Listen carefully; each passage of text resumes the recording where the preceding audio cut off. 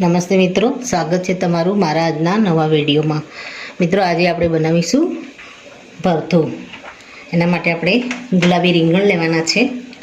મેં 500 ગ્રામ જેટલા રીંગણ લીધા છે અને એની સામે 4 ટામેટાં લીધા છે। લીલી ડુંગળી આપણે અડધી વાટકી જેટલી લેવાની છે। સૂકી ડુંગળી આપણે ઝીણી સમારીને લઈશું। આદું આપણે ઝીણું સમારીને લઈશું અને મસાલા આજે આપણે ડ્રાય રોસ્ટ કરી અને પછી આને મિક્સરમાં ક્રશ કરવાના છે। એના માટે સૂકા મરચાં લીધા છે, આખા ધાણા, થોડી આપણે એમાં ડુંગળી એડ કરીશું અને લસણ। તો મિત્રો, આપણે સૌ પહેલાં તો ભટ્ટાને સારી રીતે કટિંગ કરી લઈશું। આપણે આ રીતે આપણે રીંગણને કટ કરી દઈશું અને આને આપણે નોનસ્ટિક ઉપર થોડું તેલ મૂકી અને ફ્રાય કરવાની શરૂઆત કરીશું।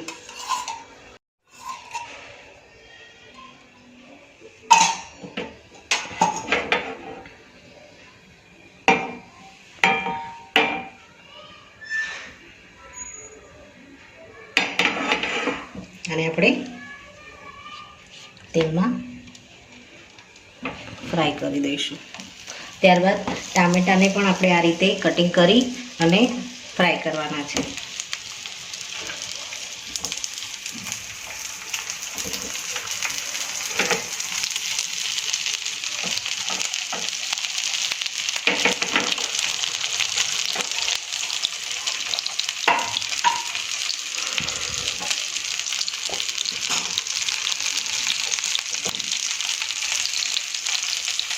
ફ્રાય કરી આપણે બંને સાઈડથી આને ફ્રાય કરવાના છે। નીચેની સાઈડ ફ્રાય થાય એટલે આપણે આને પલટાવી દઈશું અને પછી એને બંને સાઈડમાં એ રીતે ફ્રાય કરી લઈશું। આ રીતે આપણે નાઈફની મદદથી કે કાંટાની મદદથી આપણે આ રીતે એને ચારે બાજુ ફેરવી અને ફ્રાય કરવાના છે। મિત્રો, આને હવે આપણે પલટાવી દઈશું। આ રીતે જરૂર પડે આપણે થોડું તેલ એડ કરવાનું આમાં।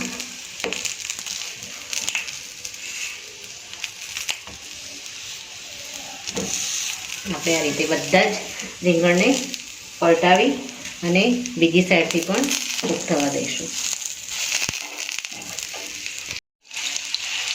મિત્રો, આપણા રીંગણ છે બંને સાઈડથી સરસ રીતે ફ્રાય થઈ ગયા છે।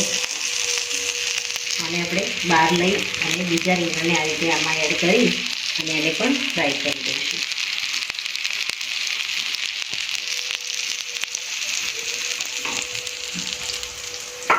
ટામેટાને પણ આ રીતે જ આપણે નોનસ્ટિકમાં તેલ નાખી અને આપણે ફ્રાય કરવાના છે।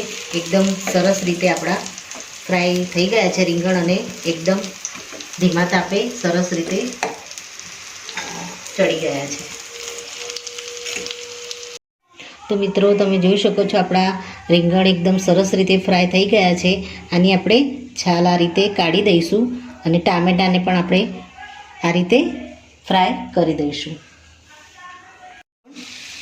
થોડું તેલ એડ કરી અને આ રીતે ફ્રાય કરી દઈશું।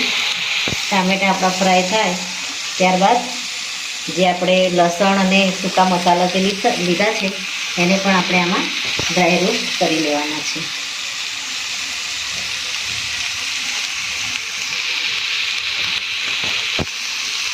આપણે થોડું તેલ એડ કરી દઈશું જેથી આપણા ટામેટા જલ્દીથી ફ્રાય થઈ જાય।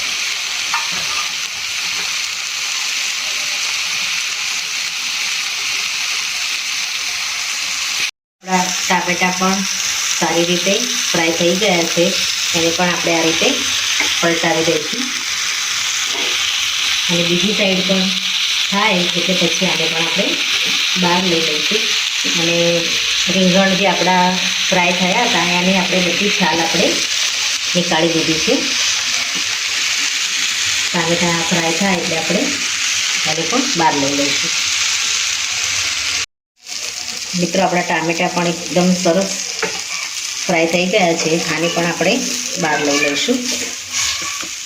રીંગણ આપણે કાઢ્યા છે એની અંદર ટામેટાને આપણે લઈ લઈશું આને આપણે સાથે મેશ જ કરવાના છે. એટલે આપણે રીંગણવાળા જે ડીશ છે એમાં જ આપણે ટામેટાને લઈ લઈશું. આમાં હવે જે સૂકા મસાલા છે, લસણ અને એ બધું આપણે આમાં થોડું આ રીતે ફ્રાય કરી દઈશું. મિત્રો, આપણે નોનસ્ટિક ગરમ જ છે. આપણે થોડી વાર માટે ગેસ બંધ કરી દઈશું, કારણ કે નોનસ્ટિક વધારે ગરમ છે.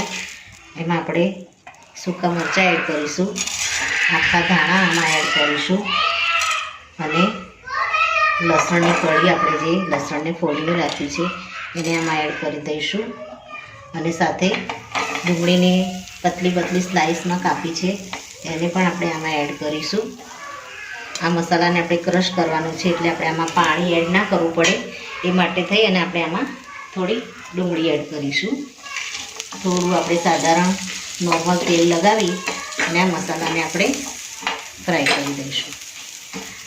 જો જરૂર પડે તો તમારે ગેસ ઓન કરવાનો, બાકી આપણો ગેસ નોનસ્ટિક ગરમ જ છે, એટલે ધીમા તાપે આપણા મસાલા સારી રીતે ફ્રાય થઈ જશે. મિત્રો, આપણા મસાલા એકદમ સારી રીતે ડ્રાય રોસ્ટ થઈ ગયા છે. અને આપણે ઠંડા થવા મૂકી 2 મિનિટ માટે અને પછી આપણે આને મિક્સરમાં ક્રશ કરી દઈશું. આપણા મસાલા ઠંડા થાય ત્યાં સુધી આપણે ટામેટાં જે આપણે ફ્રાય કર્યા છે એની પણ આપણે કિનારીમાંથી છાલ કાઢી દઈશું. જે મસાલા છે એ ઠંડા થઈ ગયા છે, આને આપણે મિક્સરમાં ક્રશ કરી દઈશું. અને આપણે ત્યાં સુધી ટામેટાં અને આપણા રીંગણ હતા એની છાલ પણ આપણે બધી કાઢી દીધી છે. હવે આપણે મસાલાને ક્રશ કરી દઈશું. મિત્રો, આપણે ટામેટાં અને ભટ્ટાને પહેલાં તો ચમચીની મદદથી સારી રીતે એકદમ ક્રશ કરી દઈશું. આ રીતે આપણે એને સરસ રીતે મેશ કરી દેવાના છે. ત્યાર પછી આપણે વઘારની શરૂઆત કરીશું.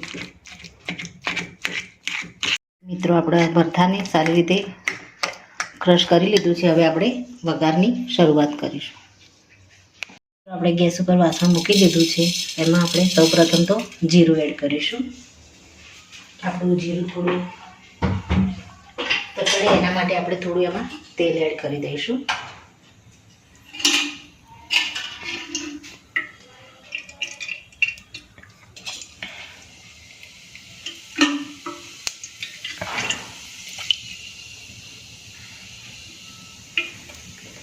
જીરાને આપણે સારી રીતે તતડવા દઈશું.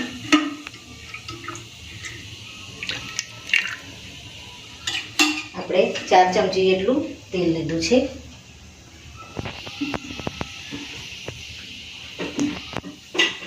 આપણું જીરું તતડે એટલે એમાં થોડી આપણે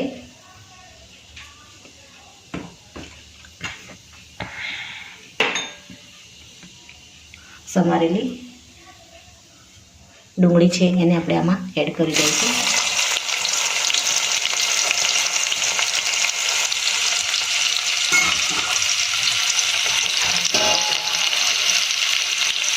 એમાં આપણે ક્રશ કરેલું આદુ આપણે એડ કરીશું.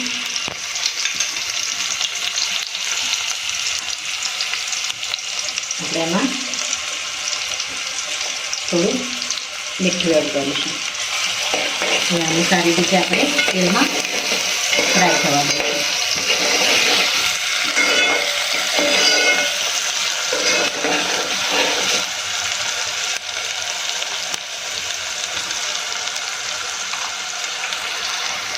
આપણે ડુંગળી સારી રીતે અંદર ફ્રાય થાય ત્યારબાદ આપણે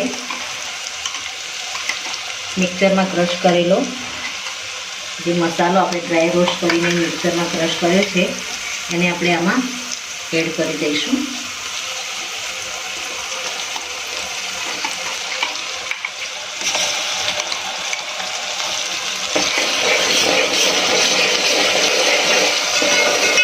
ને મિક્સરમાં આપણે ડ્રાય રોસ્ટમાં તીખા મરચાંનો ઉપયોગ કર્યો હતો, તો આપણે કલર માટે આપણે કાશ્મીરી લાલ મરચાંનો ઉપયોગ કરીશું.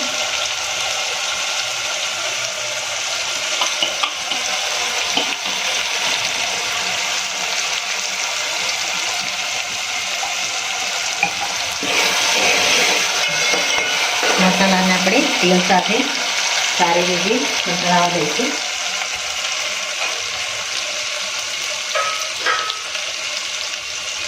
જો આપણને લાગે કે મસાલા નીચેથી થોડા બળી રહ્યા છે તો થોડું આપણે એમાં પાણી એડ કરી શકીએ છીએ, જેથી પાણી સાથે બધા મસાલા એકદમ સારી રીતે થઈ જશે. આપણે એમાં થોડું પાણી એડ કરીશું, જેથી કરીને આપણા મસાલા નીચેથી દાજી ન જાય. જરૂર મુજબ આપણે એમાં પાણી એડ કરીશું.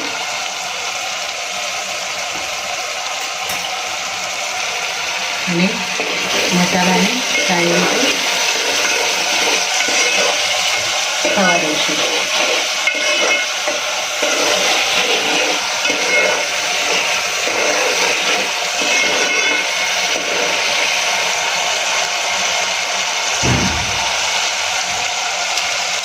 હવે આપણે આમાં ભરથા માટે જે તૈયાર કર્યું છે ટામેટાં અને રીંગણ, એને આપણે આમાં એડ કરી દઈશું અને સારી રીતે તપેલીમાં મેશ કરીશું અને એને ધીમા તાપે આપણે એને થવા દઈશું.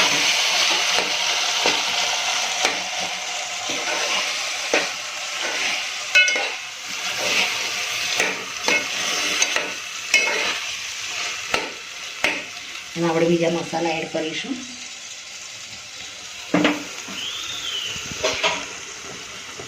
આપણે એમાં હળદર એડ કરીશું,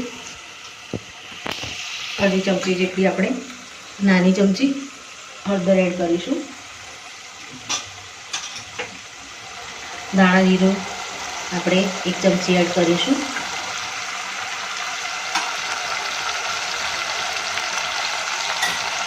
અને કાશ્મીરી લાલ મરચું, જેને આપણે કલર માટે એડ કરીશું 2 ચમચી જેટલું. હવે આને બરાબર મિક્સ કરીશું.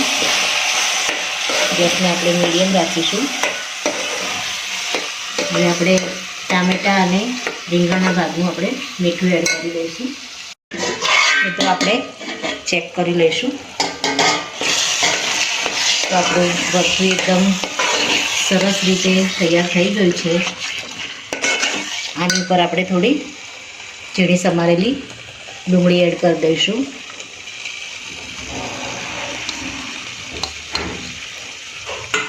અને સારી રીતે મિક્સ કરી દઈશું.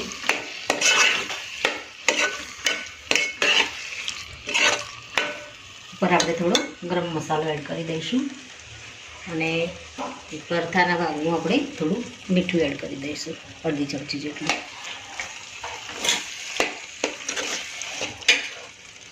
આપણે ગરમ મસાલો થોડો એડ કરી દઈશું અને ઉપરથી આપણે કોથમીર નાખી અને સર્વ કરીશું.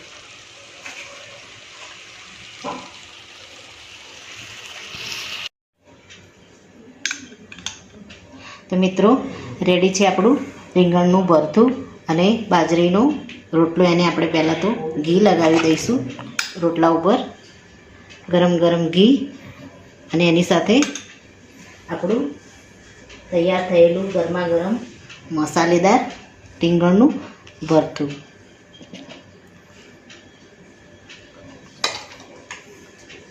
તો મિત્રો આ સાથે મારો આ વિડીયો અહીંયા પૂરો થાય છે.